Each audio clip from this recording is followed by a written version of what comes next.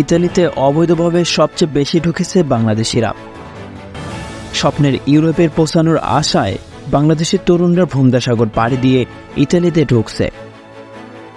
চলতি বছরে আগস্ট মাস পর্যন্ত প্রায় ৯,০০০ বাংলাদেশি অবৈধভাবে ইতালিতে প্রবেশ করেছেন, যাদের মধ্যে গেল ১০ দিনেই এসেছেন প্রায় ১২০০রও বেশি।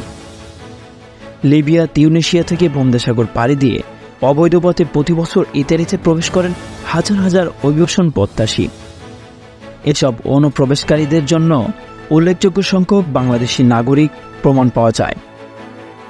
সম্প্রতি ভূমধ্যসাগর পাড়ি দিয়ে ইতালি প্রবেশকারী বাংলাদেশির সংখ্যা আরও বেড়ে গেছে। ইতালি সরকার এই অভিবাসন সংকট মোকাবেলায় বিভিন্ন উদ্যোগ গ্রহণ করেছে। উদ্ধার কাজে নিয়োজিত সংস্থাগুলোকে বিধিনিষেধ আওতায় আনা হলেও অভিবাসনের ধারা থামানো যাচ্ছে না। পরিস্থিতি আরও জটিল করতে ইতালি সরকার সম্প্রতি আলবেনিয়ার সঙ্গে একটি চুক্তি স্বাক্ষর করেছে, যার মাধ্যমে অবৈধভাবে ইতালিতে প্রবেশকারীদের আলবেনিয়ায় পাঠানোর পরিকল্পনা করা হচ্ছে। তবে এমন সিদ্ধান্তের বিরোধিতা করেছে বিভিন্ন এনজিও। তাদের অভিযোগ, আলবেনিয়ায় আশ্রয়কেন্দ্রে হিটলারের বন্দী শিবিরের আদলে তৈরি করা হয়েছে। এদিকে ইতালিতে অবৈধভাবে প্রবেশের জন্য ভূমধ্যসাগর পাড়ি দেওয়া বাংলাদেশিদের সংখ্যা দিন দিন বাড়ছে।